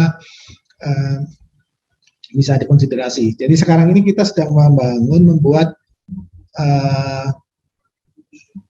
Parliament untuk khusus CCS dan in the final stage Pak, dan mudah-mudahan bisa selesai dalam waktu tidak lama, dan dari kami sudah, dari Birokom sudah kita sampaikan ke Pak Menteri, nanti kemudian akan based on his approval kita akan lanjutkan. Jadi masih dalam proses seperti itu, dan mudah-mudahan bisa terlaksana. Nah, dari situ nanti kita define bahwa sisi US itu bisa masuk ke cost recovery. Pertama itu ya. Nah, kemudian terkait kalau keekonominya tidak sampai ya, tentunya kita pakai prosedur yang standar ya, standar apakah harus diberikan insentif atau insentif apa yang bisa yang pas lah untuk itu ya gitu ya. Walaupun kita sebenarnya sudah banyak insentif yang ditawarkan. Jadi kita akan sampai ke sana Pak. Nah, tapi tentunya sebelum sampai ke sana kita harus cek dulu biaya-biayanya. Ya. Biayanya harus correct, biayanya harus sesuai dengan standar atau benchmarking, sehingga bisa dipertanggungjawabkan. Nah, baru kita bergerak lebih jauh bagaimana siapa yang dibutuhkan sehingga bisa wajar keekonomiannya. Jadi tentunya kita mengharapkan KTKS juga jalan dengan siswa itu. Ya. Jadi itu hal yang telah kita lakukan selama ini, dan itu hal yang wajar kita lakukan untuk duduk bersama dan menghitung kembali keekonomian bagaimana. Satu itu. Nah, kemudian nanti yang kedua Pak Hengki tentang split 50-50 Pak. Ya, split 50 itu saat ini kalau tidak dirubah undang-undangnya belum bisa. Jadi kita mengharap dengan parlemen, kita dorong ke parlemen, ke DPR bahwa kita perlu ubah undang-undang. Ya, undang-undang migas untuk bisa lebih luasa, termasuk masukkan student discharge ya. Karena sebesar tampaknya ini suatu hal yang sangat dibutuhkan ya dalam kondisi yang industri oil and gas yang sudah turun gitu ya, sudah turun dan dibarengi dengan ada maraknya renewable energy, so kita punya waktu yang tidak banyak. Nah, jadi kita berhenti di 50-50 karena terkait dengan hal itu. Namun untuk bisa dilaksanakan itu untuk kasus khusus ya, nanti misalkan untuk NMK gitu, unconventional itu kan kayaknya nggak mungkin juga kalau tidak bagi pemerintah tidak berkurang gitu ya, lebih besar daripada itu kayaknya hampir tidak mungkin. NMK itu mestinya kalau dilihat dari Amerika besarannya sekitar 15-20 ya, bagian pemerintahnya kalau untuk unconventional atau NMK. Nah, itu yang perlu kita dalami lebih jauh, dan kita consider lah itu hal seperti itu, karena itu praktek luar negeri juga seperti itu. Jadi kita punya presiden ya. Nah, dan untuk yang tadi yang sudah di-award itu yang akun 1, akun 2 yang dikelola oleh BB di depan itu 50-50 karena risikonya cukup tinggi di motor. Saya kira itu Pak Aiki. Ya, terima kasih Pak Tutuka. Mungkin tadi juga remarknya cukup menarik ya, bahwa waktu kita mungkin tidak banyak karena energi transition dan lain sebagainya, sehingga semuanya harus didorong secepatnya. Continuing to the question on CCUS, I will take question from Lutfi, Bapak Lutfi Sidik to Mrs. Stefani. Mr. Lutfi would like to know best practices in terms of regulatory framework to lower carbon emission, to lower carbon emission or lowering carbon emission initiative. Yeah, I think I will answer from a regulatory and also company perspective. So on the regulatory side, we see that some countries are already applying tax incentives and policies which encourage CCUS technology implementation. We also see that it's not just the Ministry of Oil and Gas and Resources, for example, that will play a role. It needs to be a cross-sector effort. So in addition to Ministry of Oil and Gas, we do see Ministry of Industry, for example, coming in, Ministry of Finance also coming in to provide the relevant fiscal incentives that players can enjoy so that some of this technology can be implemented. Additionally, of course, the big buzzword now is carbon tax, and when that's going to happen. and how that will impact future costs. So the sooner companies get clarity on this, and it is a complex issue, and not many countries in the developing world have actually implemented something like this. So the sooner that happens, the better. But at BCG, we do acknowledge that it is a very complex issue. You need to balance energy security, energy affordability with the carbon tax that you want to apply. So that's on the regulatory side. On the company side, we do see companies embedding net zero in their corporate strategy. And this also translates into cascading KPIs at CEO level all the way down to the front line. And of course, there is such a thing called internal carbon tax, where even though the carbon tax has not been applied externally yet, you calculate the potential carbon price, which will apply when you make large capital project decisions. So in that light, you can say, this project will cost me this much, but with the carbon tax, it's less attractive because of why? Because of this, and that impacts your decision making as well. Okay, thank you, Steph, for the insight. We have a lot of questions about human capital and also Rokan. Recording stopped. So this is of course for Pak Otto. Pak Otto, banyak pertanyaan nih Pak mengenai Rokan, Pak. Jadi sebagai salah satu strategi Pertamina untuk grow, kita atau Pertamina telah mengambil alih operatorship di Rokan Block dari sebelumnya dioperasikan oleh Caltech Pacific Indonesia. Boleh cerita sedikit Pak pengalaman-pengalaman yang didapatkan dan kita lihat kan transisinya cukup smooth. Mungkin Pak Otto bisa memberikan best practice yang mungkin bisa diaplikasikan di tempat lain juga. Dan yang paling penting bagaimana nih Pertamina bisa menggunakan kapasitas yang ada di Rokan in term of teknologi dan juga manpower sehingga bisa meningkatkan kapasitas Pertamina secara keseluruhan. Silakan Pak. Baik, terima kasih Pak Engki. Izin mungkin kayaknya banyak yang bertanya juga. Bahasa Indonesia Pak. Mungkin dia nggak mau live ya. Ya udah nggak mau live gitu loh. Ada yang bocor. Silakan Pak. Ya, baik. Jadi mungkin saya get back sedikit dulu bahwa alih kelola ini terjadi kan kemarin itu di Agustus 2021 gitu ya. Jadi tentunya alih kelola ini alhamdulillah sih smooth transition Pak Engki sama kawan-kawan semua, tapi tentunya ini persiapannya tidaklah sebentar.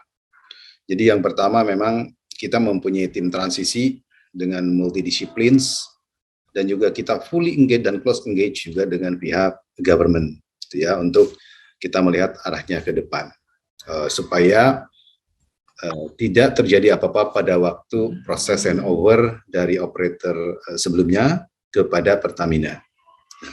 Sekarang saya fokus sedikit ke arah human capitalnya, karena semuanya bergerak bersamaan baik sama kawan-kawan. Cuman kalau fokus di human capital, tentunya kita juga selain engagement juga kita learning daripada proses-proses transisi alih kelola yang ada di kita, ya, khususnya di Pertamina. Jadi udah beberapa kali transition kita handover juga sudah dilakukan. Nah dari sana kita take share learning dan apa yang sudah baik kita improve dan yang belum tentunya kita perbaiki juga. Nah key-nya adalah tentunya kita harus menjaga produksi daripada Rokan. Itu message-nya daripada Presiden bahwa kita harus menjaga produksi Rokan. Jangan sampai terjadi apa-apa. Sehingga dari situ kita harus menjaga semua function itu bisa berjalan, bisa langsung the first day bisa running up to speed without jeoparding produksi dan juga safety. Nah, semua fokus ke situ, termasuklah SDM. Jadi SDM juga menyiapkan strategi dan yang risky ini adalah terkait dengan tentunya kawan-kawan dari Chevron tidak tahu bagaimana Pertamina mau ke depan. Itu kan menjadi decision mereka, trigger buat para pekerja untuk join atau tidak. Sehingga key-nya adalah bagi kami di human capital adalah communication. Nah, kita membuat communication plan secara menyeluruh komprehensif dan semua tools kita pakai.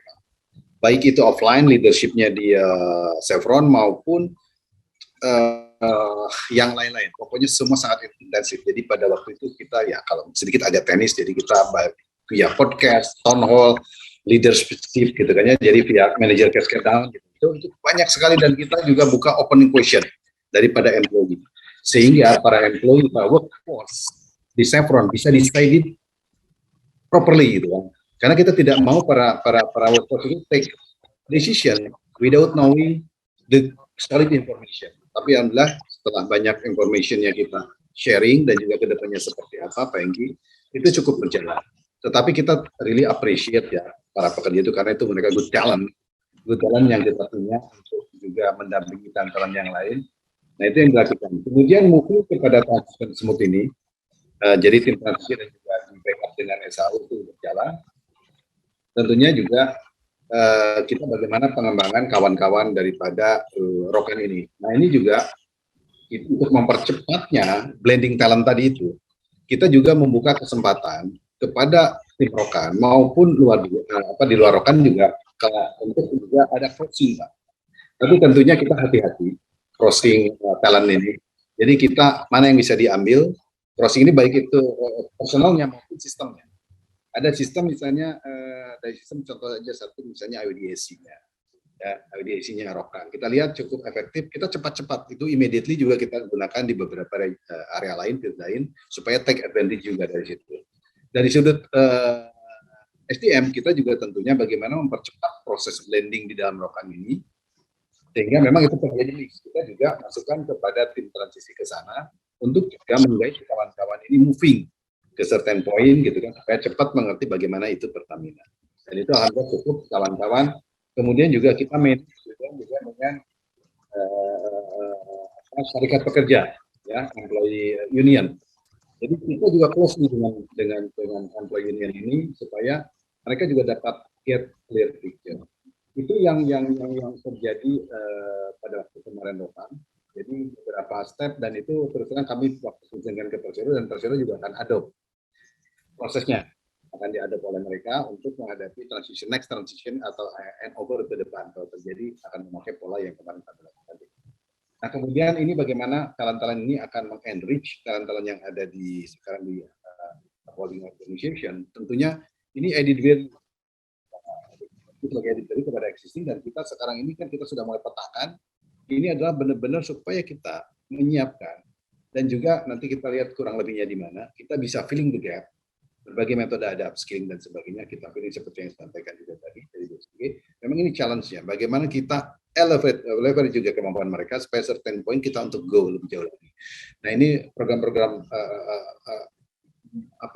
mapping daripada kompetensi, juga mapping kita set juga requirement-nya Pak, melalui di upstream itu ada yang disebut dengan upstream academy. Jadi untuk leveling itu ada requirement-nya nanti, sehingga kita bisa melihat bagaimana ini upskilling orang-orang ini ke dalam ekspektasi level yang kita harapkan. Kurang lebihnya seperti itu Pak Hengki. Tentunya bagi kami cukup quite optimis mempunyai task force yang baik-baik ini, dan juga para milenial yang sangat dinamis, sangat inovatif ya, 50% para milenial kita akan arahkan mereka menjadi future leader kita di masa depan. Itu mungkin baik. Terima kasih banyak Pak Otto. Terima kasih banyak. So due to the interest of time, we arrived to the last question. I think the question can be answered by all panelists, Pak Tutuka, Steph, and also Pak Otto to conclude. So the question is, Pak Tutuka, what role can government do to stimulate business expansion of the Indonesian company abroad? That's the question, and maybe Steph can provide insight from other companies or other countries, and Pak Otto can conclude by describing a bit the strategy of Pertamina to expand its business abroad, whether in upstream or in the service level. Please, Pak Tutuka, Steph, and then Pak Otto. Okay, firstly, the government is recognized facilitating G2G, the government to government, and in which that the both sides have common interests. Some countries, some strategic countries for us, I think is having that interest to Indonesia, and we connect the country to Indonesia, and then ask Pertamina to join with us. That's That's the first. So we facilitate the communication between government and then down to business. That's the first thing. Second, we facilitate with kind of terms of condition that both sides is met in the needs of the commerciality. That's very important. Such as if Tamina want to work with countries such as America, then they have a tax royalties scheme, right, business scheme, and we do not have it. That kind of thing is we need to really consider, because if the partner countries is not used to have the same business scheme type in here with Indonesia, then you usually will have some difficulty. So we need to understand that. So we need to again facilitate down to the needs of the business purposes. So such that they can do the business here, and also for the technical or technology that they both needs, for instance, like for the CCS is US. So that's what the government right now is doing. We are open to get some input, some feedbacks, and even for the to make a new regulation or improve regulation. We are willing to do that in order to make it happen, the B2B cooperation. That's my. Thank you very much, Pak Tutuka. So, Steph, if you have comment and also benchmarking from other company or countries, please. Yep. Maybe let me talk about Malaysia, and maybe let me start with the common problem that companies face when internationalizing. I think there are two. One is around the international ambition and the incentives to globalize. Sometimes if you're comfortable, it is just too hard to go global for SMEs in particular. The other challenge is around, I suppose, the softer issues, so human capital, talent, and technology. So two things that we've seen the Malaysian government and the agencies do quite well. One is on the financial side, of course, there are incentives, grants for the R&D to upskill talent, etc. More importantly, the Malaysian Industry Development Authority does have a special focus on the oil and gas sector, in which they bring together consortiums of oil and gas players to the international market to, I suppose, brand and promote Malaysian companies, Malaysian oil and gas companies globally, such that they can be known in the global arena and can secure new businesses. So there is some support there. Okay, thank you, Steph. So, Pak Otto, BUMN go global, Pertamina go global. What is the strategy? Okay, Pak Hengki, I think PHE here will keep moving toward to that target in terms of the target in oil and gas, as well building up the workforce. Because I mean, we believe there is some period still needs before the non-fossil fuel dominate. So there's still some time, and also there is an opportunity to maximize and monetize the resources. So we'll keep moving that.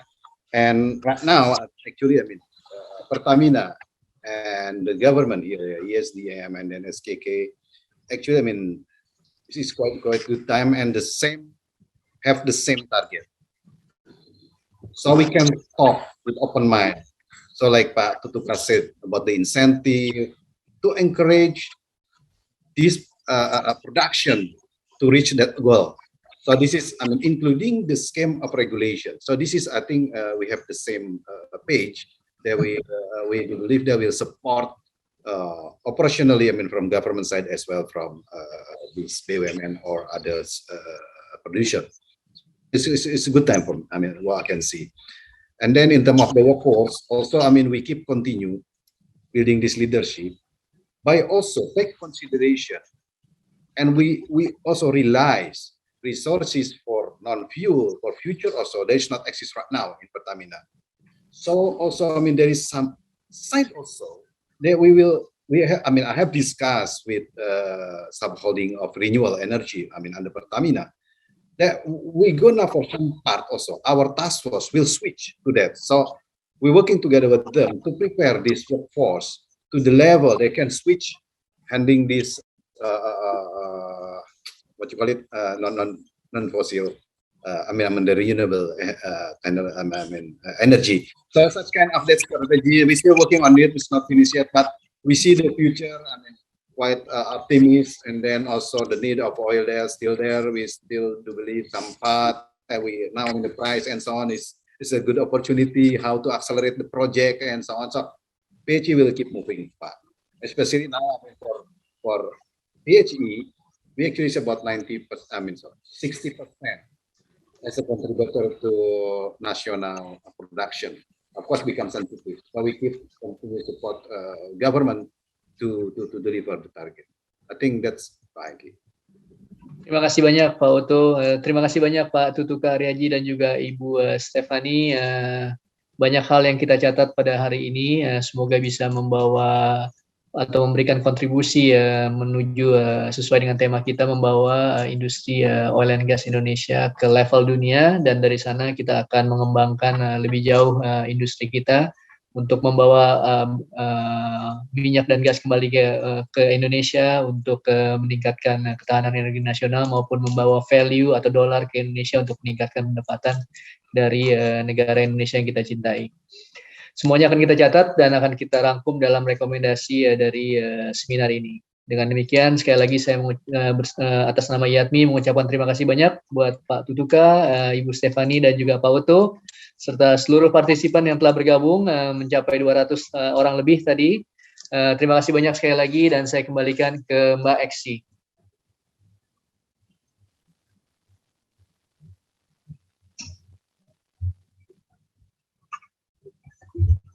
Mbak Eksi, silakan.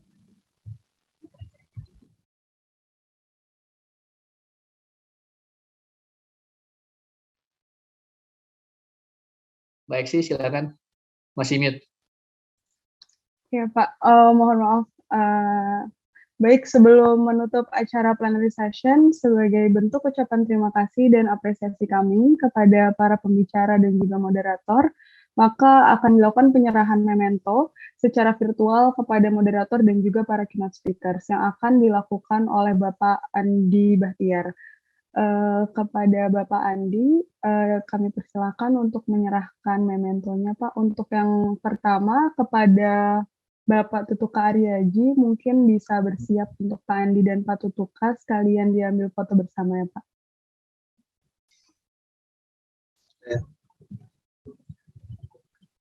Ya, Pak Tutuka, terima kasih banyak Pak Tutuka. Terima kasih. Ditahan dulu sebentar ya Pak untuk foto bersamanya. 1, 2, 3. Oke, terima kasih Pak Andi, Pak Tutuka. Untuk selanjutnya pemberian memento kedua diserahkan ke pembicara yang kedua, yaitu Bapak Otto Gurnita. Untuk Pak Otto dan Pak Andi, dipersilahkan Pak Andi. Terima kasih banyak Pak Otto atas masukannya. Sama-sama Pak Andi. Terima kasih, semoga bermanfaat. Ya, amin. Baik, sekarang foto bersama terlebih dahulu ya Pak Otto, Pak Andi. 1, 2, 3. Oke, baik, terima kasih Pak Andi dan Pak Otto. For the third memento, it will be given to our special keynote speakers from Malaysia, Ms. Stephanie. So I'd like to invite Ms. Stephanie and Mr. Andi to be ready for the session. And after the process... Thank you very much, Stephanie. Thank you for the opportunity. Okay, and now for the photo session, first for both Mr. Andi and Ms. Stephanie, the count from me, 1, 2, 3. Okay, it's done. Thank you once again, Ms. Stephanie and Mr. Andi. Dan untuk yang terakhir, Pak Andi akan memberikan memento kepada Bapak Henrikus Herwin selaku moderator dari plenary session. Kepada Pak Hengki dan Pak Andi dapat bersiap. Dipersilahkan Pak Andi. Terima kasih banyak Pak Hengki. Hidup suasananya. Andi, thank you. Baik, sekarang untuk foto bersama ya Pak. 1, 2, 3. Baik, terima kasih Pak Hengki dan Pak Andi. Terima kasih semua. Tidak lupa tentunya kami ingin memberikan apresiasi sebagai ucapan terima kasih kepada para sponsor yang telah mendukung acara IATMI International Virtual Conference 2022. Penyerahan memento kepada sponsor akan dilakukan kembali oleh Pak Andi, dan untuk memento yang pertama akan diberikan kepada PT Pertamina Hulu Energi yang diwakilkan dengan Pak Oto. Kembali Pak. Terima kasih Pak Oto atas partisipasinya dan dukungannya yang terus-menerus. Siap. Sama-sama, Andi. Baik. Foto bersama lagi sebentar ya Pak. 1, 2, 3. Oke, terima kasih Pak Oto dan PT Pertamina Hulu Energi untuk penyerahan memento sponsor yang kedua kepada ExxonMobil Cepu Limited yang diwakilkan oleh Ibu Sri Intan Wirya. Mungkin kameranya bisa dihidupkan Kak Bu? Terima kasih banyak Bu Intan. Sesi foto bersama sebentar ya Pak Andi dan Bu Intan. 1, 2, 3. Oke, baik. Terima kasih Bu Intan dan juga ExxonMobil Cepu Limited. Penyerahan memento sponsor ketiga dari PT Medco Energi akan diwakilkan oleh Bapak Ronald Gunawan. Dipersilahkan Pak Andi untuk menyerahkan. Terima kasih Pak Ronald. Ini sedikit apresiasi atas dukungan yang terus-menerus. Untuk sesi foto bersama sebentar ya Pak Andi dan Pak Ronald. 1, 2, 3. Baik, terima kasih Pak Ronald dan juga PT Medco Energi. Dan yang terakhir, akan ada perwakilan dari PT Geo Services yang diwakili oleh Bu Susana Vivian. Baik, dipersilakan Pak Andi untuk menyerahkan. Terima kasih banyak Bu Susana. Baik, untuk sesi foto bersama ya Bu Susana dan Pak Andi. 1, 2, 3. Baik, terima kasih Bu Susana dan juga PT Geo Services yang sudah mendukung acara IATMI International Virtual Conference. Sekali lagi terima kasih kepada moderator, para keynote speakers, dan juga para perwakilan sponsor. Terakhir, untuk menutup acara plenary session akan dilakukan foto bersama. Dimohon untuk Pak Putra Aksana selaku Chairman of Event, Bapak Andi Bahtiar, Bapak Hengki selaku moderator, distinguished keynote speakers yang saya hormati, para perwakilan sponsor dan juga perwakilan pengurus IATMI, dapat menyalakan kameranya semua ya Pak untuk sesi foto bersama Bapak dan Ibu. Sudah siapkah semuanya? Oke, baik. Hitungan dari saya ya untuk sesi foto bersama ini. 1, 2, 3. Mungkin sekali lagi ya Bapak dan Ibu. 1, 2, 3. Oke, baik. Terima kasih semuanya atas partisipasi dalam foto bersama. Dengan berakhirnya sesi foto bersama, berakhir pula acara plenary session IATMI International Virtual Conference 2022. Sekali lagi atas nama panitia dan seluruh pihak yang terlibat, saya ingin mengucapkan terima kasih kepada moderator dan para keynote speakers yang hadir mengisi acara plenary session dan memberikan sebuah sesi yang insightful untuk mengawali serangkaian diskusi pada hari ini. Acara IATMI International Virtual Conference tidak selesai sampai di sini, tapi akan dilanjutkan ke sesi fokus group discussion yang akan membahas 4 subtopik yang berbeda namun dilaksanakan dalam waktu yang bersamaan. Untuk para hadirin dan peserta sekalian dapat melihat ke layar untuk detail dari keempat FGD beserta dengan link untuk bergabung ke tiap-tiap FGD yang juga sudah dituliskan oleh panitia di chat box. Jadi untuk mempermudah prosesnya, setelah memutuskan ingin join ke FGD yang mana, bisa langsung diklik. Untuk FGD yang pertama, dengan tema Indonesia Oil and Gas Company Across the Globe akan secara komprehensif dibahas bersama dengan stakeholder berpengalaman di industri migas, baik dari Indonesia National Oil Company, Private Company, atau Oil Services Company. Akan ada Ibu Susanti dari PHE, Bapak John Anis dari Pertamina International, Bapak Ronald Gunawan dari Medco, Bapak John Hisar Simamora dari Elnusa, dan juga Bapak Erman Surya Bakti dari PT Rekayasa Industri. Untuk link bergabung dapat melalui bit.ly/IVC 2022 strip FGD 1. Dan untuk FGD yang kedua akan membahas tema Indonesia Project Showcase yang akan dipandu oleh Bapak Dimas Kodri selaku Senior Development Planner dari Shell bersama pembicara dari Big Oil and Gas Companies di Indonesia seperti ExxonMobil, Cepu Limited, Pertamina, Hulu Rokan, BP, dan juga SKK Migas. Tentunya Bapak dan Ibu pembicara pada sesi FGD ini akan memberikan gambaran mengenai proyek-proyek penting di industri migas Indonesia saat ini dan di masa yang akan datang. Bagi peserta yang tertarik untuk bergabung bisa melalui link bit.ly/IVC 2022 strip FGD 2.